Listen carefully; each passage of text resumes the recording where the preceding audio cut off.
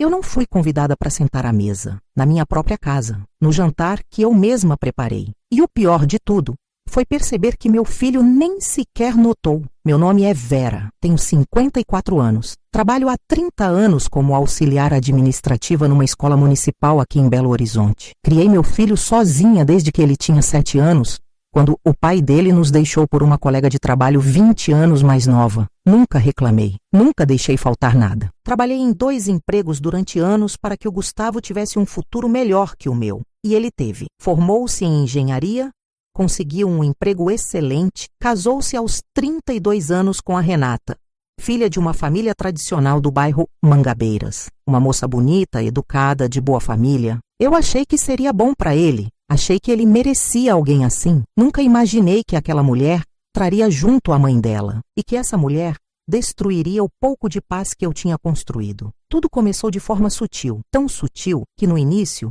eu achei que estava sendo paranoica. A dona Marisa, mãe da Renata, tinha 68 anos, era viúva de um médico, morava num apartamento enorme na Savassi e tratava todo mundo como se estivesse fazendo um favor só por existir. Ela aparecia na casa do Gustavo sem avisar, reorganizava a cozinha da filha, dava palpite em tudo e olhava para mim como se eu fosse uma mancha no tapete persa dela. Naquele dia, eu ainda não sabia que aquela humilhação seria apenas o começo de algo muito maior, algo que mudaria completamente a forma como meu filho enxergava a própria família. Era um sábado de abril. O Gustavo tinha me ligado na quinta-feira, empolgado, dizendo que queria fazer um jantar especial em casa, que a sogra dele estava com saudade da filha e que seria bom reunir todo mundo. Ele pediu se eu podia fazer aquela minha lasanha que todo mundo adora, a que leva molho bechamel caseiro e que eu aprendi a fazer assistindo um programa de culinária na televisão. Eu disse que sim, claro que disse. Era meu filho pedindo. Passei a sexta-feira inteira preparando.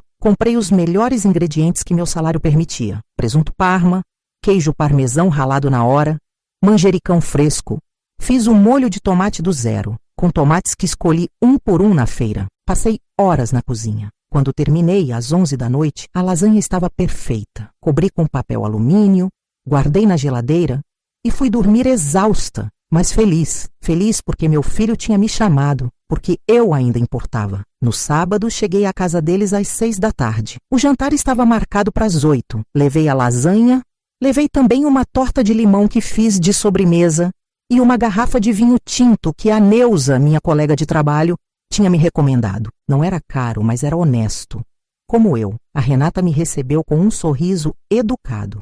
Sempre educada, sempre fria. Me deu um beijo no rosto que não encostou na pele e disse que eu podia deixar tudo na cozinha. O Gustavo estava no escritório, terminando uns e-mails do trabalho. Ele gritou um "Oi, mãe!" do fundo do corredor, mas não apareceu. Fui para a cozinha, coloquei a lasanha no forno para aquecer, ajeitei a torta na geladeira e foi quando ouvi a campainha. A voz estridente da dona Marisa invadiu a casa como uma sirene. Ela entrou reclamando do trânsito, do calor, da demora do elevador. A Renata correu para recebê-la como se fosse a rainha da Inglaterra. Beijos, abraços, salamaleques. O Gustavo finalmente saiu do escritório. Cumprimentou a sogra com uma deferência que nunca vi ele ter comigo. Fiquei na cozinha, quieta, mexendo no molho da lasanha que nem precisava ser mexido, só para ter algo para fazer. Só para não parecer perdida na casa do meu próprio filho. A dona Marisa entrou na cozinha, olhou ao redor com aquela cara de quem está inspecionando. Viu a lasanha no forno. Quem fez isso? Perguntou com um tom que já carregava a resposta e o julgamento. Eu! Respondi tentando sorrir. O Gustavo pediu. Ela franziu o nariz. Literalmente franziu o nariz. Lasanha congelada fica melhor, mais prática. A gente compra pronta e esquenta. Eu sempre digo isso para a Renata. Engoli seco. Não respondi. Ela saiu da cozinha. Ouvi ela comentando na sala, alto o suficiente para eu ouvir, que algumas pessoas insistem em complicar as coisas simples. Às 8 horas, a mesa estava posta. Renata tinha colocado uma toalha de linho bege, pratos brancos de porcelana, taças de cristal, tudo impecável, tudo combinando. Eu ajudei a trazer as travessas. Coloquei a lasanha no centro da mesa. Coloquei a salada, o pão italiano, a manteiga com ervas. E então percebi. Estavam postos apenas 3 lugares. Olhei para a mesa, para os 3 pratos, para as 3 taças, para as 3 cadeiras puxadas. Gustavo! Chamei, a voz saindo mais fraca do que eu queria. Faltou um lugar. Ele olhou para a mesa. Pareceu confuso por um segundo. Ah, mãe, é que a mesa é pequena, sabe? A gente vai comer aqui na sala, mas você pode ficar à vontade na cozinha. Tem cadeira lá, fica mais confortável para você. Fiquei parada. Não conseguia processar o que tinha acabado de ouvir. A dona Marisa já estava sentada. A Renata também. O Gustavo puxou a cadeira para si e se sentou. Os 3, à mesa, que eu preparei, na casa do meu filho. E eu estava sendo mandada para a cozinha. Gustavo, tentei de novo. Mãe, não fica assim, é só um jantar. Não precisa fazer drama. Não precisa fazer drama. Olhei para o meu filho, para o homem que eu criei, que eu alimentei, que eu vesti, que eu levei ao médico no meio da madrugada quando ele teve crise de asma, que eu paguei cursinho, que eu paguei faculdade, mesmo sem ter dinheiro, mesmo tendo que fazer empréstimo, mesmo tendo que comer arroz e ovo durante meses para conseguir pagar as mensalidades. E ele estava me mandando comer sozinha na cozinha, porque a mesa era pequena, porque a sogra dele estava ali, porque eu não importava o suficiente. A dona Marisa serviu-se de lasanha. Colocou uma porção pequena no prato, experimentou um garfo e disse alto e claro: está com muito queijo. E o molho está meio ácido, mas para uma lasanha caseira, até que está comestível. Ninguém me defendeu. Ninguém disse nada. O Gustavo comeu em silêncio. A Renata concordou com a mãe, dizendo que realmente tinha bastante queijo, e eu fiquei ali, parada segurando uma travessa vazia, sentindo meu peito apertar, sentindo minha garganta fechar. Virei as costas, peguei minha bolsa e saí. Ninguém me chamou. Ninguém perguntou se eu estava bem. Ninguém sequer notou. Peguei o ônibus de volta para casa, sentei no banco perto da janela, olhando a cidade passar, as luzes amarelas dos postes, as pessoas nas calçadas vivendo suas vidas, e chorei baixinho, limpando as lágrimas com as costas da mão, tentando não fazer barulho, tentando não chamar atenção. Cheguei em casa às 10 da noite. Morava num apartamento pequeno de 2 quartos, no bairro Califórnia. Era simples, mas era meu, pago com meu trabalho, com minha dignidade. Entrei, tranquei a porta, tirei os sapatos e sentei no sofá. Fiquei ali no escuro, em silêncio, tentando entender o que tinha acontecido. Meu telefone tocou. Era o Gustavo. Atendi. Mãe, você foi embora sem avisar. A Renata ficou chateada. Gustavo, vocês me deixaram de fora do jantar. Mãe, eu expliquei. A mesa é pequena, você está exagerando. Eu preparei a comida. Eu passei o dia todo cozinhando e vocês me mandaram comer sozinha na cozinha. Mãe, para! Você está fazendo tempestade em copo d'água! A dona Marisa estava aqui. A gente precisava dar atenção para ela. E eu não mereço atenção? Ele suspirou. Aquele suspiro cansado. Aquele suspiro de quem está aborrecido. A gente conversa depois, mãe. Agora não é hora. E desligou. Fiquei olhando para o telefone na minha mão, para a tela preta, para o silêncio do outro lado. E foi ali que algo quebrou dentro de mim. Passei o domingo inteiro sozinha. Não atendi as ligações do Gustavo. Não respondi as mensagens. Precisava pensar, precisava entender o que estava acontecendo comigo, com a minha vida, com a relação que eu tinha com meu filho. Se essa história está te tocando, deixa o like e compartilha com alguém que precisa ouvir isso. Eu sempre fui uma mulher de trabalho, sempre fui prática. Cresci numa família simples, em Contagem, filha de um motorista de ônibus e de uma costureira. Aprendi cedo que nada vem de graça, que tudo precisa ser conquistado. Casei jovem, aos 21 anos, achando que tinha encontrado o homem certo. O Antônio era bonito, charmoso, trabalhava como vendedor. Engravidei do Gustavo 2 anos depois. Larguei o emprego para cuidar do bebê, porque o Antônio achava que mãe de verdade fica em casa. Foram 5 anos de casamento. 5 anos de promessas, de vou mudar, de isso não vai acontecer de novo. Até que um dia, voltei mais cedo de uma consulta médica e peguei ele com a secretária da loja na nossa cama. Na nossa cama, com o Gustavo brincando na sala. Me separei naquela mesma semana. Peguei meu filho, peguei minhas roupas e voltei para a casa da minha mãe. O Antônio nunca mais deu as caras. Nunca pagou pensão, nunca ligou para saber do filho. Sumiu, como se a gente nunca tivesse existido. Voltei a trabalhar, consegui o emprego na escola. Ganhava pouco, mas era fixo, tinha vale transporte, vale refeição, plano de saúde, aluguei um quartinho no Califórnia. Era apertado, mas era nosso. Eu e o Gustavo. Eu trabalhava de dia, estudava à noite para terminar o ensino médio que tinha abandonado e criava meu filho. Fiz tudo sozinha. Fui em todas as reuniões da escola, em todas as festas, em todas as apresentações, mesmo cansada, mesmo sem dinheiro, mesmo sem ajuda. Eu estava lá, sempre. Quando o Gustavo tinha 15 anos, consegui um emprego extra dando aulas de reforço para crianças do bairro. Ganhava uma mixaria, mas ajudava. Quando ele quis fazer cursinho, eu fiz horas extras. Quando ele passou na federal, eu chorei de orgulho. Chorei sozinha no banheiro para ele não me ver, e agora, aos 54 anos, eu estava sendo tratada como uma estranha, como alguém que incomodava, como alguém que precisava ser escondida. Isso já aconteceu com você? Conta nos comentários. Na segunda-feira voltei ao trabalho. A Neuza percebeu que eu estava diferente.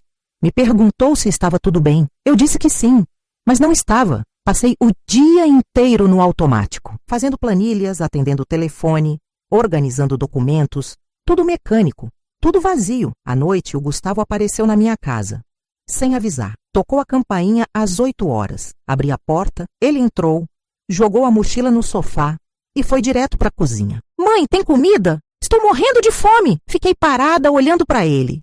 Para o meu filho de 35 anos, engenheiro, casado, bem-sucedido, entrando na minha casa como se nada tivesse acontecido.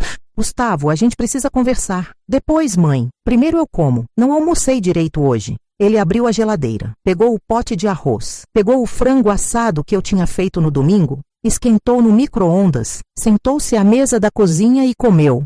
Rápido, sem olhar para mim. Gustavo, fala, mãe, o que aconteceu no sábado não foi certo. Ele suspirou. Aquele suspiro de novo. Mãe, já falei. Você está exagerando. Eu não estou exagerando. Vocês me deixaram de fora do jantar. Na sua casa, com a comida que eu preparei. A mesa era pequena, já expliquei isso. A mesa comporta 6 pessoas, Gustavo. Eu já jantei lá. Várias vezes, ele parou de comer, me olhou. Pela primeira vez, me olhou de verdade. Tá, e o que você quer que eu faça? Que eu brigue com a minha esposa, com a minha sogra, por causa de um lugar na mesa? Eu quero que você me respeite. Eu te respeito, mãe. Não, você não respeita. Você me trata como se eu fosse uma empregada. Como se eu estivesse ali para servir, para cozinhar, para fazer o que vocês querem. E depois sumir. Ele voltou a comer, não disse nada. Terminou o prato, levantou, colocou a louça na pia e pegou a mochila. Eu tenho que ir. A Renata está me esperando. Gustavo, eu estou falando sério. Eu sei, mãe. A gente conversa outro dia. E saiu. Olhei para a pia, para o prato sujo que ele deixou, para os talheres, para o copo. E pensei, é isso. É assim que ele me vê. Alguém que limpa a bagunça dele. Lavei a louça. Sequei, guardei e tomei uma decisão que naquela noite parecia impossível, mas que era a única coisa certa a fazer. Passei as semanas seguintes observando, prestando atenção, vendo padrões que sempre estiveram ali, mas que eu me recusava a enxergar. O Gustavo só aparecia quando precisava de alguma coisa, quando a Renata viajava e ele precisava de alguém para esquentar comida, quando tinha roupa para lavar, quando queria que eu cuidasse do cachorro deles enquanto eles iam para a praia. Nunca me ligava só para conversar. Nunca me perguntava como estava o meu trabalho. Nunca perguntava se eu precisava de alguma coisa. Eu era funcional, eu era útil e só. Em maio, teve o aniversário da Renata. Um jantar em um restaurante chique no Lourdes. O Gustavo me avisou 2 dias antes. Disse que era só a família. Eu disse que ia. Comprei uma blusa nova, fiz as unhas, fui. Quando cheguei ao restaurante às 8 da noite, vi a mesa, grande, bonita, com 10 pessoas. A família da Renata, os pais dela. Não, espera. O pai dela era falecido, a mãe dela, os tios, os primos. E o Gustavo. Eu era a única da minha família ali. Me sentei na ponta da mesa. Ninguém puxou conversa comigo. Ninguém me incluiu. Fiquei ali, sozinha, enquanto a dona Marisa contava histórias da infância da Renata, enquanto os tios riam, enquanto o Gustavo prestava atenção em tudo, animado, presente. No meio do jantar, a dona Marisa se virou para mim. Vera, você trabalha em escola, né? Sim, sou auxiliar administrativa. Ah, que bonitinho. Deve ser tranquilo, né? Trabalhar com criança, sem muita responsabilidade. Tranquilo. Sem muita responsabilidade. Eu trabalhava 8 horas por dia. Lidava com pais nervosos, diretores exigentes, professores estressados, sistemas burocráticos, prazos apertados, ganhava um salário que mal pagava minhas contas.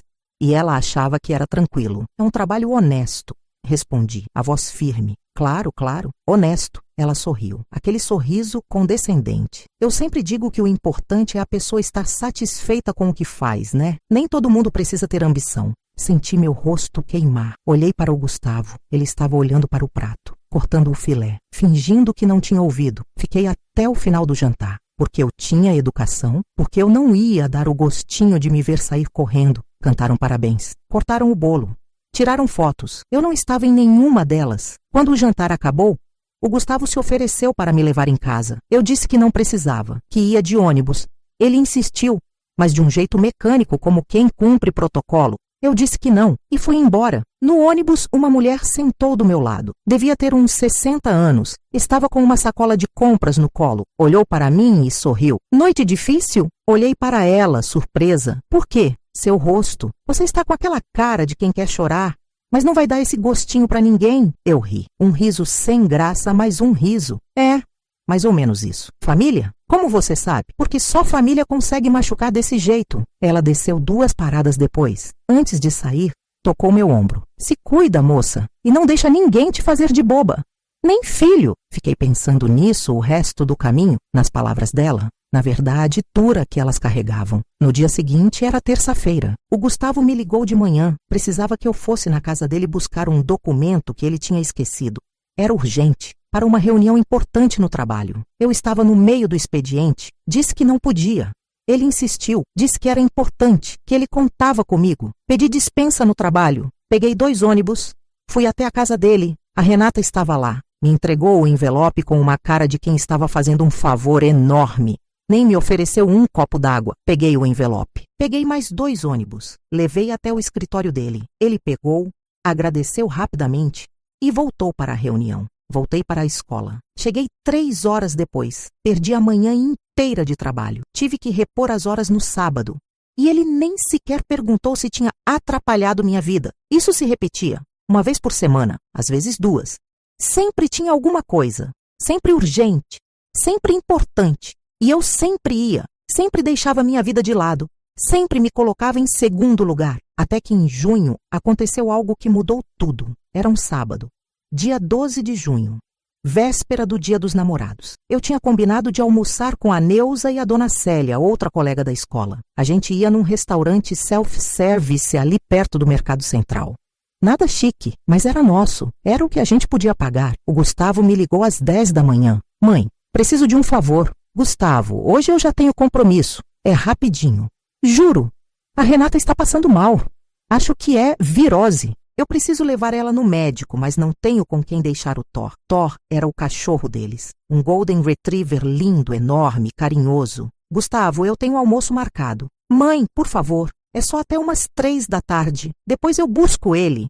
Eu ia dizer não, eu ia, pela primeira vez, colocar minha vida na frente. Mas aí ele disse, mãe, a Renata está muito mal. Está com febre. Eu preciso de você. Eu preciso de você. E eu caí, de novo. Desmarcou com a Neuza. Fui até a casa deles. Peguei o Thor. Levei para o meu apartamento. O cachorro era educado, mas grande. Muito grande. Não cabia direito. Derrubou um vaso. Babou no sofá. Mas eu não liguei. Eu cuidava dele, como sempre cuidava de tudo que era do meu filho. 3 da tarde chegou. O Gustavo não apareceu. 4 da tarde. 5 da tarde, 6 da tarde. Eu ligava, ele não atendia. Mandei mensagem. Nada. Às 7 da noite ele respondeu. Mãe, desculpa. A consulta demorou mais que o esperado. A gente já está em casa, mas estamos muito cansados. Você pode ficar com o Thor hoje? Amanhã eu busco. Fiquei com o Thor. O cachorro chorou a noite inteira, com saudade. Eu mal dormi. No domingo, o Gustavo apareceu. 12:00. Pegou o cachorro, agradeceu e saiu. Nem entrou, nem perguntou se eu estava bem, nem pediu desculpa de verdade. Sentei no sofá, olhei para o apartamento bagunçado, para o vaso quebrado, para o sofá molhado de baba, para minha vida, para a minha dignidade jogada no chão. E foi ali que eu decidi, de verdade dessa vez. Chega, comenta de que cidade você está assistindo E se você também já passou por algo assim, passei o restante de junho me preparando. Mentalmente, emocionalmente, eu precisava ter certeza do que ia fazer. Precisava ter coragem, porque eu sabia que quando eu tomasse essa atitude, não haveria volta. Conversei com a Neuza, contei tudo. Ela me ouviu em silêncio, bebendo café na cantina da escola. E quando terminei, ela disse: Vera, você sabe o que você tem que fazer. Você só tem medo de fazer. Tenho, porque ele é meu filho e você é mãe dele, não empregada, não capacho. Mãe, e mãe também merece respeito. Conversei com a dona Célia. Ela tinha 70 anos, 3 filhos, 7 netos, uma sabedoria de quem já tinha vivido muito. Ela me disse: minha filha, filho que não valoriza a mãe em vida, não vai valorizar na morte, e aí é tarde demais. Ensina ele agora, enquanto você ainda pode. Eu sabia que elas estavam certas, mas era difícil, porque eu amava meu filho, porque eu tinha dado minha vida por ele, porque aceitar que ele não me valorizava era aceitar que talvez eu tivesse falhado em algo, mas eu não tinha falhado. Eu tinha feito o melhor que podia. E se ele não via isso, o problema não era meu, era dele. Em julho, teve o aniversário do Gustavo, 36 anos. Ele sempre fazia uma festa grande. Chamava amigos, colegas de trabalho, a família da Renata e eu, sempre no final da lista, sempre quase esquecida. Naquele ano ele me ligou uma semana antes. Mãe, vou fazer meu aniversário dia 25, sábado, vai ser aqui em casa, churrasco. Você vem, né? Vou pensar. Ele riu, achou que era brincadeira. Mãe, para de graça, claro que você vem. Ah, e se você puder fazer aquela farofa sua, aquela com bacon e passas, seria ótimo. O pessoal adora. Desliguei. Fiquei olhando para o telefone. Pensei em tudo que tinha acontecido nos últimos meses, nas humilhações, no desrespeito, na invisibilidade, e decidi que não ia. No dia 25, acordei cedo. Limpei a casa, lavei roupa, li um livro, assisti televisão, fiz minhas unhas, cozinhei para mim um bife suculento, arroz soltinho, uma salada verde. Comi devagar, apreciando. Sozinha, mas em paz. O Gustavo me ligou às 3 da tarde. Mãe, você está vindo? O pessoal já está chegando. Não vou, Gustavo. Silêncio do outro lado. Como assim não vai? Não vou. Tenho outros planos. Que planos? Planos meus. Mãe, é o meu aniversário. Eu sei. Feliz aniversário. Você não vai porque não quer ou porque está com raiva daquela coisa da mesa? Não vou porque não me sinto bem-vinda. Mãe, que drama. Você é sempre bem-vinda. Não, Gustavo. Eu não sou. Eu sou tolerada. Eu sou útil, mas não sou bem-vinda. Mãe, isso é ridículo. Talvez seja, mas é o que eu sinto. E eu não vou passar o dia num lugar onde me sinto assim. E a farofa? E a farofa? Não há... Que pena, mãe. Eu queria você aqui. Não o... Por favor, venha, você faz falta. Era a farofa. Não fiz. Mãe, o pessoal estava esperando. Então peça para a dona Marisa fazer. E desliguei. Fiquei sentada no sofá, o coração disparado, as mãos tremendo. Eu tinha feito, eu tinha dito não, eu tinha colocado um limite, e o céu não caiu. O Gustavo tentou ligar mais 3 vezes, eu não atendi. Mandou mensagens, eu li, mas não respondi. Ele chegou a aparecer na minha casa, às 8 da noite, quando a festa já estava acabando. Tocou a campainha. Eu olhei pelo olho mágico. Vi ele ali, irritado, impaciente. Não abri, ele bateu na porta. Mãe, eu sei que você está aí. Abre essa porta. Fiquei em silêncio. Mãe, para de infantilidade. Abre. Infantilidade. Eu colocar limite era infantilidade. Ele ficou mais 10 minutos batendo. Depois foi embora. Nos dias seguintes, ele não me procurou. Eu também não procurei ele. Pela primeira vez em 36 anos, ficamos sem falar. E foi estranho. Foi doloroso, mas foi necessário. A Neuza me perguntou se eu estava bem. Eu disse que sim. E era verdade, eu estava triste, mas estava bem, porque pela primeira vez eu tinha me colocado em primeiro lugar. Passou 1 semana, 2 semanas, 1 mês, nada. O Gustavo não ligou, não mandou mensagem, não apareceu. E eu entendi, ele estava me testando, esperando que eu voltasse atrás, que eu pedisse desculpas, que eu implorasse para ser aceita de volta. Mas eu não ia fazer isso, nunca mais. Em agosto, a Renata me ligou. Foi uma surpresa, ela nunca ligava. Vera, a gente precisa conversar. Sobre o quê? Sobre o Gustavo. Ele está muito mal, ele sente sua falta. Ele tem um jeito engraçado de demonstrar isso. Vera, por favor, ele é orgulhoso. Você sabe como ele é. Sei, e você sabe como eu sou. Eu não vou mais aceitar ser tratada como se eu não importasse. Ninguém está tratando você assim. Renata, eu fui mandada comer sozinha na cozinha, na minha cara, na casa do meu filho, com comida que eu preparei. E você acha que isso é me tratar bem? Silêncio. Aquilo foi um mal-entendido. Não foi. Foi desrespeito. E não foi a primeira vez. O que você quer, Vera? Que a gente se ajoelhe e peça perdão? Não. Eu quero respeito. Eu quero ser tratada como família, não como empregada. Você está exagerando. Talvez.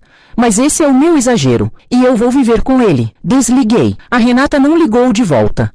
Setembro chegou. Primavera. A cidade estava florida, jacarandás roxos nas ruas, ipês amarelos nos parques. Eu estava diferente, mais leve. Tinha começado a fazer caminhada de manhã antes do trabalho. Tinha voltado a ler, coisa que não fazia há anos. Tinha saído com a Neuza e a Dona Célia para um barzinho no Savassi. Tinha rido, genuinamente rido. Estava me redescobrindo. Estava lembrando que eu existia além de ser mãe.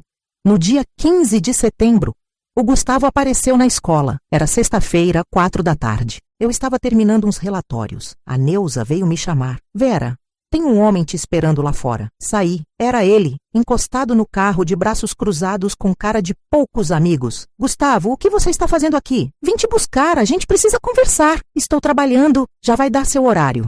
Vem, vamos tomar um café. Ele não estava pedindo, estava ordenando. Como sempre, mas eu não era mais a mesma. Não posso, tenho compromisso. Que compromisso? Vou caminhar com a Neuza. Mãe, isso pode esperar. Não pode. Eu marquei. Ele riu, um riso sarcástico. Você está fazendo isso de propósito. Está me evitando. Não estou evitando. Estou vivendo minha vida. Que vida, mãe? Você mal sai de casa. Você não sabe mais da minha vida, Gustavo. Faz 2 meses que a gente não se fala. E de quem é a culpa? Olhei para ele, para o meu filho, para o homem que eu tinha criado. E vi, pela primeira vez com clareza absoluta, que eu tinha errado em algo, não em amá-lo, não em cuidar dele, mas em nunca ter ensinado que amor tem limites, que respeito não é opcional, que mãe não é capacho. Gustavo, eu te amo, sempre vou amar, mas eu não posso mais viver esperando que você me valorize. Eu não posso mais aceitar migalhas de atenção. Eu mereço mais. Eu te valorizo, mãe. Não, você não valoriza. Você me usa. Você só aparece quando precisa de alguma coisa. Quando precisa que eu cuide do cachorro, quando precisa de comida, quando precisa de documento. Mas você nunca, nunca me liga só para saber se eu estou bem. Isso não é verdade. É sim. E você sabe que é. Ele olhou para o chão, ficou em silêncio. E eu vi o menino que ele tinha sido. O menino que tinha medo de trovão e dormia na minha cama. O menino que chorava quando se machucava e só se acalmava no meu colo. Mas aquele menino tinha crescido e tinha esquecido. Gustavo, quando você precisar de mim de verdade, quando você quiser minha companhia, não meu trabalho, você sabe onde me encontrar. Até lá, eu vou viver minha vida e você vive a sua. Entrei de volta na escola. Não olhei para trás, não chorei, não corri. Andei com a cabeça erguida, com dignidade. A Neuza estava me esperando no corredor. Você tá bem? Tô. Pela primeira vez em muito tempo, eu tô bem. Fomos caminhar no Parque Municipal. 50 minutos de caminhada leve, conversando sobre a vida, sobre trabalho, sobre planos. A Neuza estava querendo viajar para o litoral no final do ano. Me convidou. Eu disse que ia pensar. E pensei. E decidi que ia. Porque eu merecia. Porque eu podia. Outubro passou. Novembro chegou. O Gustavo não apareceu. Não ligou. Nada. E eu não procurei. Estava mantendo minha decisão. Estava mantendo meu limite. A vida continuava. O trabalho, as caminhadas, os livros, as amigas. Eu tinha até começado a fazer um curso online de informática. Coisa básica, Excel, Word, essas coisas. Mas estava gostando, estava aprendendo, estava crescendo. No dia 23 de novembro, véspera do meu aniversário, o Gustavo me ligou. Eu estava em casa, assistindo novela. Olhei para o telefone. Hesitei, mas atendi. Alô, mãe? A voz dele estava diferente, mais baixa, menos firme. Oi, Gustavo, eu queria te dar parabéns. Amanhã você faz aniversário, né? Faço. Silêncio, um silêncio pesado, cheio de coisas não ditas. Mãe, eu tenho pensado muito, nesses últimos meses, em tudo que aconteceu. E eu acho que você estava certa. Em algumas coisas. Não em tudo, mas era um começo. Que bom que você pensou. Eu queria te convidar para almoçar amanhã. Aqui em casa, só eu, você e a Renata. Sem a Dona Marisa. Sem ninguém. Só a gente. Pensei. Olhei para o calendário na parede, para a minha vida, para a paz que eu tinha conquistado. Gustavo, sou obrigada pelo convite, mas amanhã eu já tenho planos. Com quem? Com a Neuza e a Dona Célia. A gente vai almoçar num restaurante no Mercado Central. Depois vamos no Parque Municipal. É o meu dia. E eu vou passar do jeito que eu quero. Ah, tá, eu entendo. Será que entendia mesmo? Mas se você quiser me ver, você pode vir aqui em casa depois de amanhã. No domingo, de tarde, a gente conversa. Com calma. Tá, mãe, eu vou. Pode deixar. E Gustavo? Sim, vem só. Sem a Renata, sem o Thor, sem emergências. Só você e eu. Tá, eu vou. Desliguei. Fiquei olhando para o telefone, para a conversa que tinha acabado de ter, e senti algo estranho. Não era raiva, não era mágoa, era esperança. Pequena, frágil, mas real. No dia 24, meu aniversário, acordei cedo. 55 anos, mais da metade da vida já vivida. Olhei no espelho, vi os cabelos com fios brancos que eu não pintava mais. Vi as rugas ao redor dos olhos. Vi uma mulher que tinha trabalhado duro, que tinha sofrido, que tinha sido humilhada, mas que estava de pé. Encontrei com a Neuza e a Dona Célia no Mercado Central ao meio-dia. Elas tinham comprado um bolo pequeno de chocolate com uma velhinha. Cantaram parabéns ali mesmo, no meio da feira, entre as pessoas passando, os vendedores gritando, a vida acontecendo. E foi perfeito. Almoçamos num restaurante simples, comida mineira, caseira, gostosa. Conversamos sobre tudo e sobre nada. Rimos. A Dona Célia contou histórias dos netos. A Neuza reclamou do marido. Eu falei sobre o curso de informática. E percebi que eu estava feliz, genuinamente feliz. À tarde, fomos ao parque. Caminhamos devagar, aproveitando o sol, o verde, o ar. Sentamos num banco. Ficamos em silêncio. Um silêncio bom, de quem não precisa preencher cada segundo com palavras. Quando voltei para casa, às 6 da tarde, tinha uma mensagem do Gustavo. Mãe, feliz aniversário! Te amo. Te vejo domingo. Sorri, respondi. Obrigada, te amo também. No domingo, às 3 da tarde, ele chegou, sozinho, como prometido. Tocou a campainha. Abri. Ele estava com uma sacola na mão. Oi, mãe. Oi, filho. Entra. Ele entrou, olhou ao redor, como se estivesse vendo o apartamento pela primeira vez, reparando nos detalhes, nos livros novos na estante, nas fotos na parede, na vida que eu estava construindo. Trouxe isso para você. Ele me entregou a sacola. Dentro tinha um bolo de chocolate, grande, bonito. Sei que você já comemorou, mas eu queria trazer algo. Obrigada, Gustavo. Sentamos na sala. Fiquei esperando. Ele ficou mexendo nas mãos, nervoso, perdido. Mãe, eu preciso te pedir desculpas. Por quê? Por tudo. Pela mesa, pelo aniversário, por te tratar como se você fosse menos importante. E por que você fez isso? Ele pensou. Demorou para responder. Eu acho que eu me acostumei com você sempre estando lá, sempre disponível, sempre fazendo tudo. E eu esqueci que você é uma pessoa com vida própria, com sentimentos, com limites. E a Renata? A Dona Marisa? Ele suspirou. A Renata, ela vem de uma família diferente, onde sogra não é tratada como família, é tratada como visita. E eu achei que era normal, que era assim que tinha que ser. E agora? Agora eu vejo que não é, que você é minha mãe, que você merece respeito, que você merece ser tratada como prioridade. E você falou isso para a Renata? Falei. A gente brigou, feio, mas eu falei e ela está tentando entender. A Dona Marisa, bem, ela é mais difícil, mas eu coloquei limites. Eu disse que se ela desrespeitar você de novo, ela não é mais bem-vinda na minha casa. Olhei para o meu filho, para o homem que ele estava tentando se tornar. Gustavo, eu não quero que você brigue com sua esposa por minha causa. Não quero que você escolha entre mim e ela. Não é escolha, mãe. É justiça. É fazer o certo. Fiquei em silêncio, pensando, sentindo. Mãe, eu queria que você voltasse para a minha vida, mas não como antes. Não como empregada, como mãe, como família. E o que isso significa? Significa jantares em família de verdade. Com você sentada à mesa. Significa eu ligar para você durante a semana só para conversar. Significa eu te incluir nos planos. Significa respeito. E se você esquecer de novo? Então você me lembra, como você fez agora, colocando limite, me fazendo enxergar. Respirei fundo. Olhei para o meu filho, para a esperança nos olhos dele e para a minha própria esperança. Tá, Gustavo, a gente tenta de novo, mas devagar, com cuidado. E se não der certo, se você voltar aos velhos padrões, eu vou me afastar de novo. E dessa vez, pode ser para sempre. Eu sei, mãe, e eu não vou deixar isso acontecer. Nos meses seguintes, as coisas mudaram, devagar, com tropeços, mas mudaram. O Gustavo começou a me ligar 2, 3 vezes por semana, às vezes só para contar como tinha sido o dia, às vezes para pedir conselho, às vezes para nada, só para ouvir minha voz. Ele me convidou para jantar, na casa dele, com a Renata. E quando cheguei, a mesa estava posta para 3, com meu lugar no centro, não na ponta. A Renata estava diferente, mais educada, mais presente, ainda fria, ainda formal, mas tentando. E eu aceitava isso, porque mudança leva tempo. A dona Marisa ainda era difícil, ainda fazia comentários, ainda me olhava torto, mas o Gustavo não deixava passar. Chamava vistosa atenção, defendia, e isso fazia diferença. Em dezembro fomos para o litoral. Eu, a Neuza e a dona Célia. Ficamos numa pousada simples em Guarapari, 5 dias.